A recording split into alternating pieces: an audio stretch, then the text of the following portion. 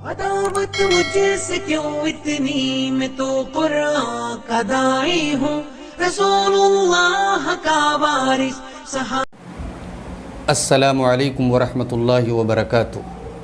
الحمدللہ رب العالمین والصلاة والسلام علی سید الانبیاء والمرسلین وعلی آلہ وصحبہ اجمعین ومن تبعہم بإحسان الی یوم الدین، اما بعد۔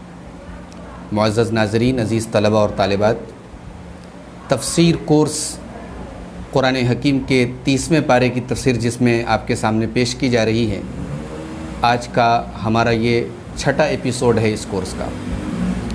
آج آپ کے سامنے ہم سورۃ الاعلیٰ اور سورۃ الغاشیہ، جو قرآن کریم کی 87 اور 88 نمبر کی صورتیں ہیں، ان دونوں صورتوں کی تفسیر آپ کی خدمت میں پیش کی جائے گی۔ تو آئیے سورۃ الاعلیٰ سے شروع کرتے ہیں۔ اعوذ باللہ من الشیطان الرجیم، بسم اللہ الرحمن الرحیم۔ سبح اسم ربک الاعلیٰ، یہ جو سورۃ الاعلیٰ ہے اور سورۃ الغاشیہ، یہ دونوں صورتیں اللہ کے پیارے نبی صلی اللہ علیہ وسلم عیدین میں اور جمعہ کی نماز میں پڑھا کرتے تھے۔ صحیح مسلم کے اندر 878 نمبر کی حدیث حضرت نعمان ابن بشیر کی، کہتے ہیں کہ کان رسول اللہ صلی اللہ علیہ وسلم یقرأ فی العیدین وفی الجمعہ بسبح اسم ربک الاعلیٰ وحل اتاک حدیث الغاشیہ، یہ دونوں صورتیں اللہ کے رسول صلی اللہ علیہ وسلم عیدین میں اور جمعہ میں پڑھا کرتے تھے۔ اس کے علاوہ بھی اللہ کے نبی صلی اللہ علیہ وسلم اپنی عام نمازوں میں ان دونوں صورتوں کو پڑھتے تھے، اور آپ نے پڑھنے کا اپنے صحابہ کو حکم بھی دیا ہے۔ صحیح بخاری کی کتاب الاذان کی حدیث نمبر 705 اور صحیح مسلم کتاب الصلاۃ حدیث نمبر 465 حضرت معاذ ابن جبل رضی اللہ تعالیٰ عنہ کی حدیث ہے کہ انہوں نے نماز میں سورہ بقرہ یا سورہ ناس لوگوں کو پڑھا دی۔ وہ اپنے جس مسجد میں وہ نماز پڑھاتے تھے اپنے علاقے کی مسجد میں، وہاں انہوں نے اس طریقے کی لمبی قرأت کر دی، سورہ بقرہ یا سورہ نساء پڑھ دی۔ اللہ کے نبی صلی اللہ علیہ وسلم تک جب شکایت پہنچی تو آپ نے فرمایا کہ یا معاذ افتان انت، اے معاذ کیا تم لوگوں کو فتنے میں ڈالنا چاہتے ہو؟ آپ نے 3 مرتبہ ایسا فرمایا۔ اس کے بعد آپ نے فرمایا کہ فلولا صلیتا، جب تم نے نماز پڑھائی تو تم نے یہ صورتیں کیوں نہیں پڑھائی؟ سبح اسم ربک الاعلیٰ والشمس وضحاها واللیل اذا یغشی فإنہ یصلی وراءک الکبیر والضعیف وذو الحاجہ۔ اے معاذ، تمہارے پیچھے جو لوگ نماز پڑھتے ہیں اس میں بوڑھے لوگ بھی ہیں، کمزور لوگ بھی ہیں، ضرورت مند لوگ بھی ہیں جن کو نماز پڑھ کر کے فوراً اپنے کام میں جانا ہے، تو ان تمام لوگوں کی رعایت کرنا ضروری ہے۔ تو اس حدیث سے بھی معلوم ہوا کہ نبی صلی اللہ علیہ وسلم سورۃ الاعلیٰ کی عام نمازوں میں صحابہ کو قرأت کرنے کا حکم دیتے تھے۔ تو اس سورۃ کریمہ کی جو پہلی آیت ہے سبح اسم ربک الاعلیٰ، اپنے رب کی تسبیح بیان کرو۔ سبح یہ عربی گرامر کے اعتبار سے فعل امر کا صیغہ ہے۔ تسبیح بیان کرو اپنے رب کے نام کی۔ الاعلیٰ، یہ اعلیٰ جو ہے رب کی صفت ہے جو بہت بلند ہے، سب سے بلند ہے، جو اعلیٰ ہے۔ یہ جو سبح اسم ربک الاعلیٰ ہے، اللہ کے نبی صلی اللہ علیہ وسلم جب یہ پڑھتے تھے تو آپ کہتے تھے سبحان ربی الاعلیٰ۔ یہ ابو داؤد کی 883 نمبر کی حدیث ہے۔ لیکن اس حدیث سے اتنا معلوم ہوتا ہے کہ امام پڑھے گا، مقتدیوں کو اس کے جواب میں سبح اسم ربک الاعلیٰ کے جواب میں سبحان ربی الاعلیٰ کہنے کی ضرورت نہیں ہے، وہ حدیث سے ثابت نہیں ہے۔ آئیے ایک اور حدیث دیکھ لیتے ہیں۔ مسند احمد کے اندر 17414 17414 نمبر کی حدیث ہے۔ حضرت عقبہ ابن عامر جوہنی کہتے ہیں کہ جب یہ آیت نازل ہوئی فسبح باسم ربک العظیم، تو اللہ کے رسول صلی اللہ علیہ وسلم نے ہم سے کہا اجعلوها فی رکوعکم، کہ اس کو تم لوگ اپنے رکوع کا حصہ بنا لو۔ یعنی اللہ تعالیٰ نے حکم دیا کہ اپنے رب عظیم کی تسبیح بیان کرو، تو اس کے بارے میں اللہ کے نبی نے کہا کہ اس کو رکوع کا حصہ بنا لو، یعنی سبحان ربی العظیم کہا کرو رکوع کے اندر۔ اور جب سبح اسم ربک الاعلیٰ نازل ہوئی تو اللہ کے نبی صلی اللہ علیہ وسلم نے فرمایا اجعلوها فی سجودکم، اس کو تم لوگ اپنے سجدے کا ایک حصہ بنا لو۔ اس کے بعد آیت نمبر 2 میں اللہ نے فرمایا الذی خلق فسوی، وہ اللہ، وہ رب جس نے پیدا کیا، فسوی، اور پھر ٹھیک ٹھاک کیا۔ یعنی ہر تخلیق اللہ تبارک و تعالیٰ کی جو ہے، جس چیز کو بھی اس نے پیدا کیا اس کے اندر ایک ایڈجسٹمنٹ ہے، ایک پروپورشن ہے۔ اللہ تعالیٰ نے ایک فرنشنگ کی ہے، ایک بیلنس رکھا ہے، ایک توازن رکھا ہے ہر چیز کے اندر۔ الذی خلق فسوی، جس نے پیدا کیا اور پھر اس کو ٹھیک ٹھاک کیا۔ والذی قدر فہدا، اور جس نے اندازہ کیا، قدرہ کے معنی عربی میں اندازہ کرنے ہوتے ہیں، اسی سے تقدیر بنا ہے، یعنی اللہ تعالیٰ نے جو تقدیر بنائی وہ اللہ تعالیٰ کا ایک اندازہ ہے اور جو بالکل ٹھیک ہے۔ ہم لوگ جو مخلوق جو اندازہ کرتی ہے اس میں کنفیوژن ہوتی ہے، لیکن اللہ تعالیٰ نے جو تقدیر بنائی ہے وہ اللہ تعالیٰ کا اندازہ اور بالکل سٹیک اندازہ ہے۔ تو والذی قدر فہدا، اس نے جس نے ٹھیک ٹھاک اندازہ کیا، فہدا، اور پھر راہ دکھائی، گائیڈ کیا، رہنمائی کی۔ والذی اخرج المرعى، اور جس نے زمین سے چارہ نکالا۔ مرعى یہ جس کو جانور وغیرہ چرتے ہیں اس چارے کو عربی میں مرعى کہتے ہیں۔ زمین سے جو گھاس پھوس نکلتی ہے ظاہر ہے کہ وہ جانوروں کا چارہ ہوتا ہے۔ والذی اخرج المرعى، جس نے زمین سے چارہ نکالا، سبزہ نکالا۔ فجعلہ غثاء احوا، اور پھر اس چارے کو اللہ تعالیٰ نے کالا سیاہ کوڑا بنا دیا۔ غثاء احوا کا مطلب ہوتا ہے بلیک اسٹبل، یعنی کالا کوڑا، سیاہ کوڑا۔ وہ گھاس پھوس ایک وقت ایسا آتا ہے کہ وہ کوڑا بن جاتی ہے، کالی ہو جاتی ہے، بیکار ہو جاتی ہے۔ اس میں ایک سبق ہمیں اور آپ کو یہ دیا گیا ہے کہ انسانی زندگی میں جیسے یعنی ہرا پن ہے، سبزہ ہے، جوانی کا دور ہے، ویسے ایک دور ایسا آتا ہے جب جوانی ڈھل جاتی ہے، خوبصورتی ختم ہو جاتی ہے اور انسان غثاء احوا ہو جاتا ہے۔ یہ دنیا کی تمام چیزوں کے اوپر یہ چیز فٹ ہوتی ہے۔ اس کے بعد اللہ نے فرمایا سنقرئک فلا تنسا، اے نبی ان قریب ہم آپ کو پڑھائیں گے، فلا تنسا، اور آپ پھر بھولیں گے نہیں، ہم آپ کو ایسا پڑھائیں گے کہ آپ بھولیں گے نہیں۔ الا ما شاء اللہ، سوائے اس کے جو اللہ چاہے، یعنی اگر اللہ تعالیٰ ہی چاہے کہ آپ کو کوئی چیز بھلوا دے تو وہ آپ بھول سکتے ہیں، ورنہ اللہ تعالیٰ آپ کو جو چیزیں پڑھا رہا اور بتا رہا ہے وہ آپ بھولیں گے نہیں۔ تو یہاں الا ما شاء اللہ جو اللہ نے کہا کہ مگر جو اللہ چاہے، یہ کہہ کر کے اللہ تعالیٰ نے اپنی قدرت کا اظہار کیا ہے، مگر اللہ تعالیٰ نے ایسا نہیں چاہا، اور قرآن کریم کی اور شریعت کی جو باتیں اللہ تعالیٰ نے اپنے نبی کو پڑھائیں، اللہ کے نبی صلی اللہ علیہ وسلم الحمدللہ اس میں سے کوئی بات نہیں بھولے۔ اس کے بعد فرمایا کہ انہ یعلم الجہر وما یخفی، الا ما شاء اللہ انہ یعلم الجہر وما یخفی، بے شک اللہ تعالیٰ ان چیزوں کو بھی جانتا ہے جو کھلی ہوئی ہیں، جہر کے معنی کھلی ہوئی، اعلانیہ طور پہ ڈکلیئرڈ جو چیزیں ہوتی ہیں، وما یخفی، اور جو چیزیں چھپ کر کے کی جاتی ہیں اللہ تعالیٰ ان کو بھی جانتا ہے۔ وَيَتَجَنَّبُهَا الْأَشْقَى،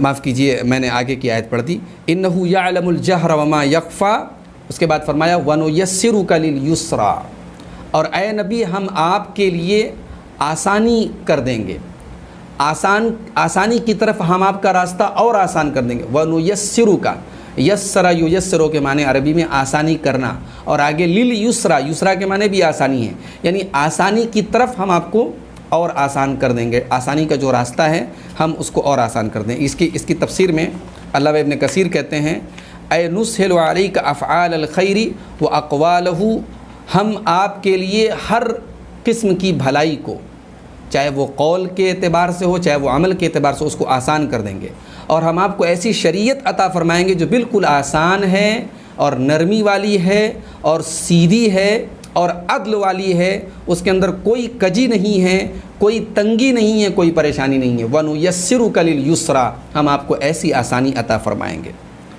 اس کے بعد فرمایا فَذَكِّرْ إِن نَفَعَتِ الذِّكْرَى، اے نبی آپ نصیحت کریں، آپ ریمائنڈر کریں، آپ لوگوں کو سمجھائیں اگر یہ نصیحت فائدہ پہنچائے۔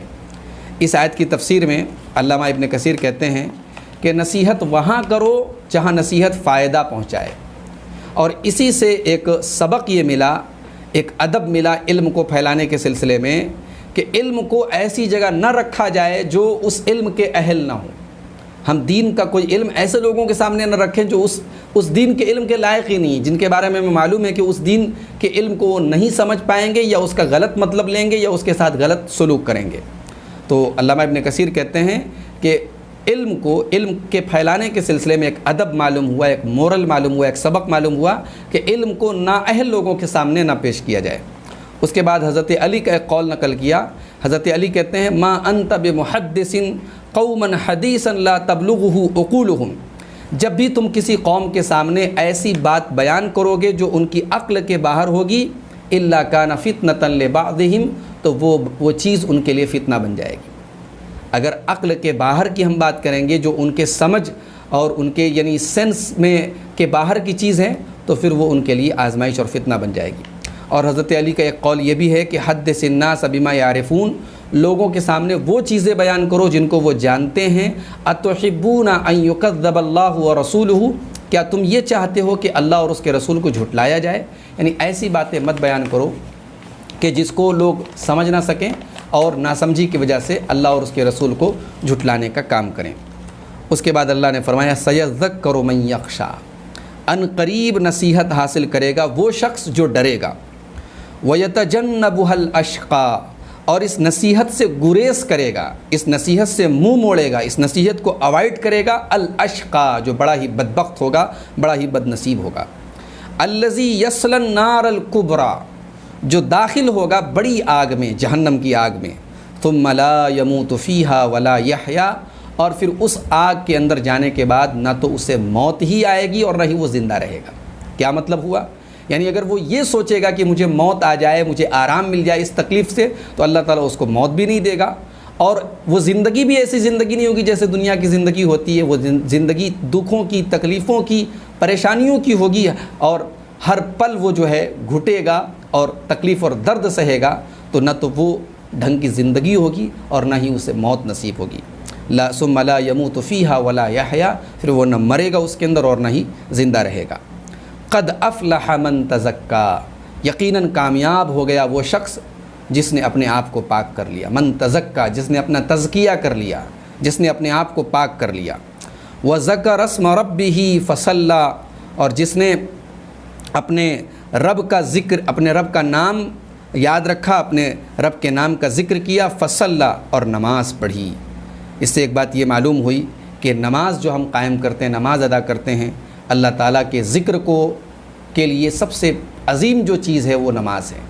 نماز قائم کیے بغیر ہم یہ دعویٰ نہیں کر سکتے کہ ہم اللہ کا ذکر کر رہے ہیں۔ اگر کوئی آدمی اپنے آپ کے کو یہ کہتا ہے کہ میں اللہ کا ذکر کرنے والا ہوں اور وہ نماز سے دور ہو تو وہ جھوٹا ہے۔ اللہ تعالیٰ کا ذکر کرنے کے لیے سب سے اول جو چیز ہے وہ یہی نماز ہے۔ تو فرمایا وذکر اسم ربہ فصلی، کامیاب ہے وہ انسان جو اپنے رب کے نام کا ذکر کرے اور پھر نماز پڑھے۔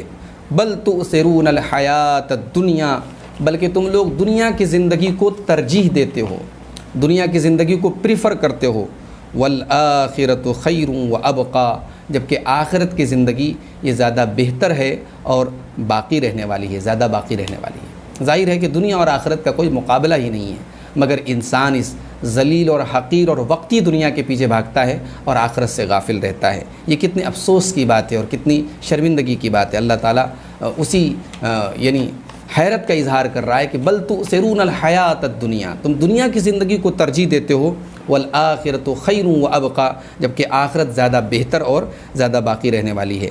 ان ھذا لفی الصحف الاولی صحف ابراہیم و موسیٰ، بے شک یہ چیز پہلے کی کتابوں میں بھی ہے، یہ جو باتیں بتائی جا رہی ہیں پہلے کے اسکرپچرز میں، پہلے کے صحیفوں میں بھی یہ باتیں موجود ہیں۔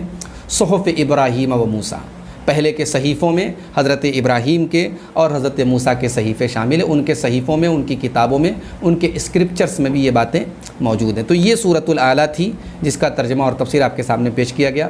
سورۃ الاعلیٰ سے ہمیں کیا لیسنز ملتے ہیں، کیا سبق ملتے ہیں؟ سب سے پہلا جو سبق ہمیں ملا کہ ہمیں اپنی خلوت پر توجہ دینی چاہیے۔ ہم جب اکیلے ہوتے ہیں، تنہائی میں ہوتے ہیں، تو ہم یہ سوچتے ہیں کہ شاید ہمیں کوئی نہیں دیکھ رہا ہے، مگر اللہ تعالیٰ نے سورہ اعلیٰ میں فرمایا انہ یعلم الجہر وما یخفی، جو ڈکلیئرڈ ہے اللہ اس کو بھی جانتا ہے، اور جو ہڈن ہے، جو سیکرٹ ہے، اللہ اس کو بھی جانتا ہے۔ اللہ تعالیٰ کے لیے کوئی سیکرٹ نہیں ہے، کوئی چیز ہڈن نہیں ہے، کوئی چھپی ہوئی چیز چھپی ہوئی نہیں ہے۔ تو ہمیں اپنی خلوت کے بارے میں ڈرنا چاہیے اللہ تعالیٰ سے۔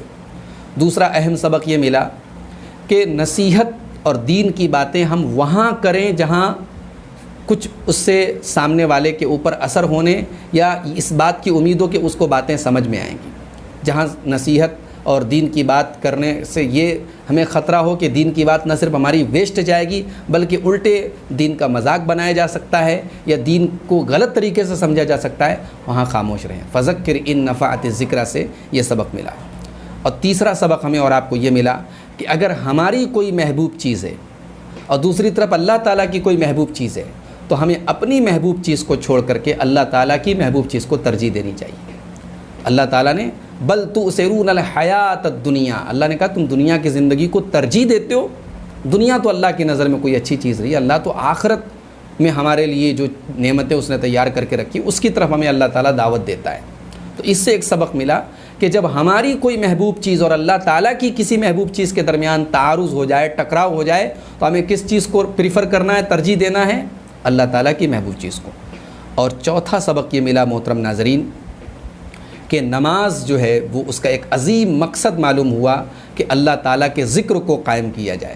نماز کا اصل مقصد جو ہے اللہ تعالیٰ کا ذکر، ہم 5 ٹائم نماز، کم سے کم 5 ٹائم اپنے رب کو ہم یاد رکھیں، اپنی زندگی کی مصروفیات میں، اپنے دنیا کے جھمیلوں میں ہم اتنے نہ پھنس جائیں کہ اپنے رب کا نام ہم لینا بھی بھول جائیں۔ یہ 5 ٹائم کی جو نماز ہے یہ اللہ تعالیٰ کے ذکر کو بلند کرنے کا کام کرتی ہے، یہ اس سورہ کریمہ سے معلوم ہوا۔ اس کے بعد سورۃ الغاشیہ شروع ہوتی ہے۔ یہ قرآن حکیم کی 88 نمبر کی صورت ہے، یہ بھی مکی صورت ہے اور اس کے اندر 26 آیتیں ہیں۔ آئیے دیکھتے ہیں۔ بسم اللہ الرحمن الرحیم۔ ہل اتاک حدیث الغاشیہ، اے نبی کیا آپ کے پاس خبر آئی ہے غاشیہ کی؟ غاشیہ، غشیہ یغشا کے معنی کسی چیز کو ڈھانپ لینا، کسی چیز پر چھا جانا، تو غاشیہ کا مطلب چھا جانے والی، ڈھانپ لینے والی۔ تو اللہ نے فرمایا ہل اتاک حدیث الغاشیہ، اے نبی کیا آپ کے پاس چھا جانے والی یا ڈھانپ لینے والی چیز کی خبر آئی؟ چونکہ یہ جو قیامت ہوگی اس کی جو دہشت ہوگی وہ ساری کائنات پر چھا جائے گی، ساری دنیا کو یہ ڈھانپ لے گی، اس لیے اس کا ایک نام غاشیہ بھی ہے۔ اس کے بعد فرمایا وجوہ یومئذ خاشیہ، اس دن کچھ چہرے ایسے ہوں گے جو ڈرے ہوئے ہوں گے، خاشعہ، ذلیل ہوں گے، ڈرے ہوئے ہوں گے، عاملۃ ناصبہ، اور بڑی محنت کرنے والے ہوں گے، عاملۃ عمل کرنے والے، ناصبۃ اور تھکے ہوئے ہوں گے۔ کیا مطلب ہے عمل کرنے والے اور تھکے ہوئے ہوں گے؟ یعنی ان پر اس دن اتنا مشقت والا عذاب ہوگا کہ ان کا بہت برا حال ہوگا۔ ایک مطلب تو اس کا یہ عاملۃ ناصبہ، ان کے چہرے دیکھ کر کے ایسا لگ رہا ہوگا کہ یہ بہت کام کر کے آئے اور بڑے تھکے ہوئے ہیں عذاب کی شدت کی وجہ سے۔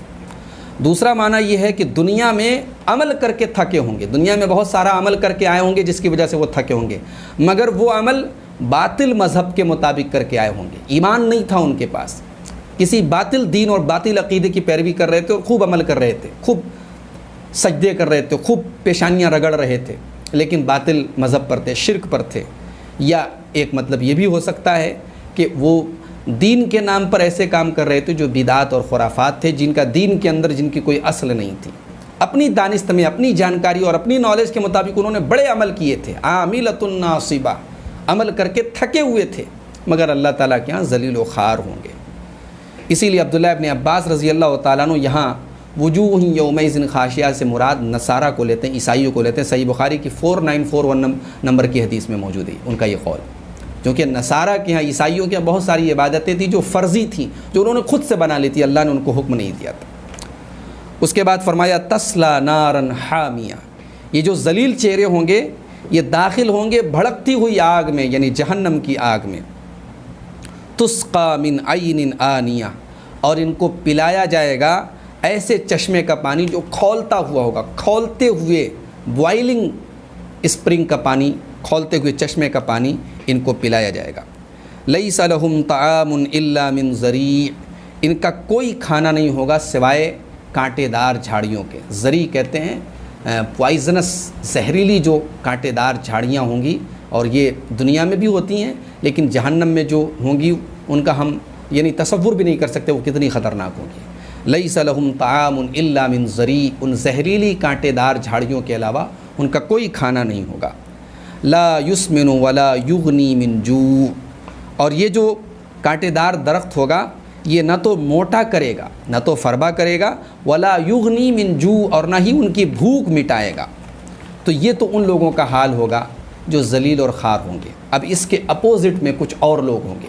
فرمایا وجوہ یومئذ ناعمہ، اور کچھ چہرے اس دن ایسے ہوں گے کہ بڑے فریش ہوں گے، بڑے تر و تازہ ہوں گے، نعمتوں میں ہوں گے، لسعیہا راضیہ، اور اپنے عمل پر راضی ہوں گے۔ انہوں نے دنیا میں جو کوششیں کی، جو محنتیں کی، جو اعمال کیے، ان پر سیٹسفائیڈ ہوں گے، راضی ہوں گے۔ فی جنت عالیہ، اور ایسے چہرے جو ہوں گے، ایسے جو لوگ ہوں گے وہ کہاں ہوں گے؟ وہ عالی شان جنت میں، بلند جنت میں ہوں گے۔ لا تسمع فیہا لاغیہ، اور اس جنت کے اندر وہ کوئی لغو بات نہیں سنیں گے۔ دنیا میں اہل باطل سے بہت لغو باتیں، بڑی گالیاں، بڑے طعنے انہوں نے سنے تھے، مگر جنت میں کوئی لغو بات وہ نہیں سنیں گے۔ فیہا عین جاریہ، اور اس جنت میں چشمے ہوں گے جو بہہ رہے ہوں گے۔ فیہا سرر مرفوعہ، اور اس جنت کے اندر ایسے تخت ہوں گے جو بلند ہوں گے، بلندی پر ہوں گے۔ اس کے بعد فرمایا وَأَكْوَابٌ مَوْضُوعَةٌ، اور پیالے ہوں گے جو رکھے ہوئے ہوں گے، بڑے قرینے سے رکھے ہوں گے، یعنی جنتی جو شراب کے جو جام ہوں گے وہ بڑے سلیقے سے رکھے ہوں گے۔ وَنَمَارِقُ مَصْفُوفَةٌ، اس کے بعد فرمایا کہ تکیے ہوں گے، اور جو صف بصف، قطار در قطار، لائن بائی لائن ان کے تکیے جو ہوں گے، کشنز جو ہوں گے وہ رکھے ہوں گے۔ وَزَرَابِيُّ مَبْثُوثَةٌ، اور کارپیٹس ہوں گے، بڑے نفیس اور بڑے قیمتی قالین ہوں گے جو بچھے ہوئے ہوں گے۔ تو یہ جنت کی اللہ تعالیٰ نے کچھ نعمتوں کو یہاں پر بیان کیا۔ اس کے بعد اللہ نے فرمایا افلا ينظرون الى الابل کیف خلقت، کیا یہ لوگ اونٹوں کو نہیں دیکھتے کہ اونٹوں کو کیسے بنایا گیا؟ یعنی یہاں اللہ تعالیٰ دعوت دے رہا ہے ان کفار کو، ان مشرکین کو جو اللہ تعالیٰ کی توحید کے منکر تھے، جو قیامت کے منکر تھے۔ اللہ تعالیٰ کی توحید کو سمجھنے کے لیے صحراؤں میں رہنے والوں کو ایک دعوت دی جا رہی، تم اونٹ جو تمہارے ساتھ ہمیشہ رہتا ہے اور تم جس اونٹ کو بہت قریب سے دیکھتے ہو، کیا تم نے کبھی اس اونٹ کے اوپر غور کیا کہ اتنا بھاری بھرکم جانور تمہارے کنٹرول میں ہے، تم اس کو جہاں چاہتے ہو وہاں لے کر کے جاتے ہو، اس کے دودھ سے فائدہ اٹھاتے ہو، اس کے گوشت سے فائدہ اٹھاتے ہو، اس کے اون سے فائدہ اٹھاتے ہو، ہر طریقے سے۔ یعنی ایک ایسا جانور جس کو تم کبھی کنٹرول نہیں کر سکتے تھے، اتنا بھاری بھرکم، اتنا بڑا ہے، لیکن اللہ تعالیٰ نے کیسا تمہارے کنٹرول میں کر دیا ہے۔ اور صحرا کے اعتبار سے، ریگستان کے اعتبار سے وہ کتنا مفید ہے تمہارے لیے، وہ نہ ہوتا تو تم سواریاں کیسے کرتے، تم سفر کیسے کرتے۔ اس کے بعد فرمایا وَإِلَى السَّمَاءِ كَيْفَ رُفِعَتْ، اور کیا یہ لوگ آسمانوں کی طرف نہیں دیکھتے کہ آسمان کو کیسے بلند کیا گیا۔ وَإِلَى الْجِبَالِ كَيْفَ نُصِبَتْ، اور کیا یہ لوگ پہاڑوں کی طرف نہیں دیکھتے کہ پہاڑوں کو کیسے نصب کیا گیا، کیسے جمایا گیا، کیسے ان کو فکس کیا گیا، سیٹ کیا گیا۔ وَإِلَى الْأَرْضِ كَيْفَ سُطِحَتْ، اور کیا یہ لوگ زمین کو نہیں دیکھتے کہ زمین کو کیسے بچھایا گیا ہے۔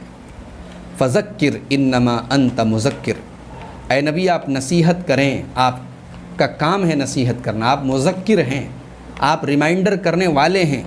لَسْتَ عَلَيْهِمْ بِمُسَيْطِرٍ، آپ ان کے اوپر داروغہ نہیں ہیں، آپ ان کے اوپر کنٹرولر نہیں ہیں، آپ کا کام تذکیر ہے، آپ کا کام سمجھانا ہے، آپ کا کام ریمائنڈ کرنا ہے، کنٹرول کرنا نہیں ہے۔ إِلَّا مَن تَوَلَّا وَكَفَرَ، ہاں جو شخص اعراض کرے اور کفر کرے، فَيُعَذِّبُهُ اللَّهُ الْعَذَابَ الْأَكْبَرَ، تو اس کو اللہ تبارک و تعالیٰ بڑے عذاب میں مبتلا کرے گا۔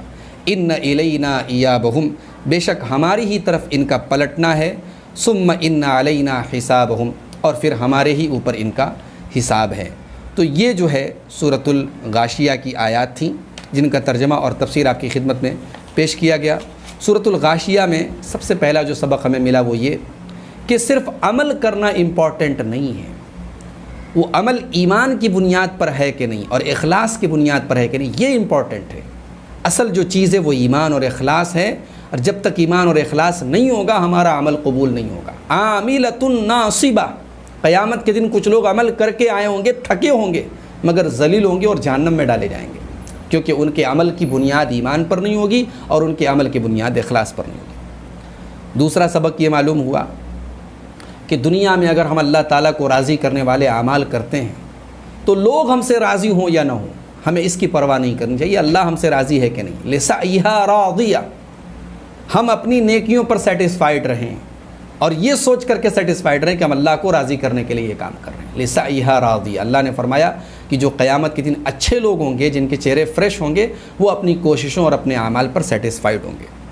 تیسرا سبق یہ ملا کہ دنیا میں اگر دین کے لیے کوئی ہمیں چار باتیں سنا دیتا ہے تو ہم سن لیں، اللہ کو راضی کرنے کے لیے سن لیں، اس لیے کہ اللہ تعالیٰ اس دین کے لیے جس دین کے لیے ہم وہ باتیں سن رہے ہیں، اللہ تعالیٰ ہمیں جنت میں داخل کرے گا، اور جب جنت میں ہم جائیں گے لا تسمع فیہا لاغیہ، تو جنت میں کوئی لغو بات، کوئی گالی گلوچ، کوئی تان و تشنیع ہمیں سننے کو نہیں ملے گا۔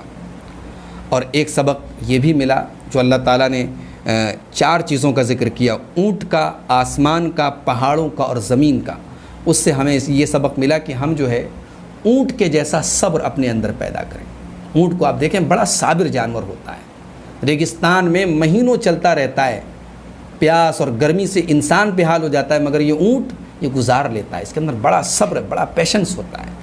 تو اونٹ کے جیسا صبر پیدا کرو، آسمان کے جیسی بلندی پیدا کرو، پہاڑ کے جیسی مضبوطی پیدا کرو، اور زمین کے جیسی نرمی اپنے اندر پیدا کرو، تب تمہیں کامیابی ملے گی۔ اور آخری سبق یہ اس سورہ کریمہ سے ہم کو ملا کہ ان الینا ایابہم، لوٹ کر کے تمہیں ہمارے پاس آنا ہے۔ تم جو بھی کر لو، فسق و فجور کر لو، برائی کر لو، حرام کام کر لو، لیکن یہ یاد رکھو کہ تمہیں پلٹ کے ایک دن آنا ہے، جس دن ہم تمہارے آنے کا ٹائم فکس کر دیں گے۔ دنیا کی ساری تدبیریں تمہیں نہیں بچا سکتی، دنیا کا کوئی ڈاکٹر تمہیں نہیں بچا سکتا، تمہاری کروڑوں اور اربوں کی پراپرٹی تمہیں نہیں بچا سکتی۔ ان الینا ایابہم، سب کر لو، آنا ہمارے پاس ہے۔ تو یہ تھی سورۃ الاعلیٰ اور سورۃ الغاشیہ کی تفسیر، اور ان دونوں صورتوں سے جو سبق حاصل ہوئے وہ بھی ہم نے آپ کے سامنے پیش کر دیا۔ اللہ سے دعا ہے رب العالمین قرآن حکیم پر ہم سب کو غور کرنے کی، عمل کرنے کی، نصیحت حاصل کرنے کی، اور دوسروں کو اس کے بارے میں بتانے کی توفیق عطا فرمائے، آمین۔ وآخر دعوانا ان الحمد للہ رب العالمین، والسلام علیکم ورحمۃ اللہ وبرکاتہ۔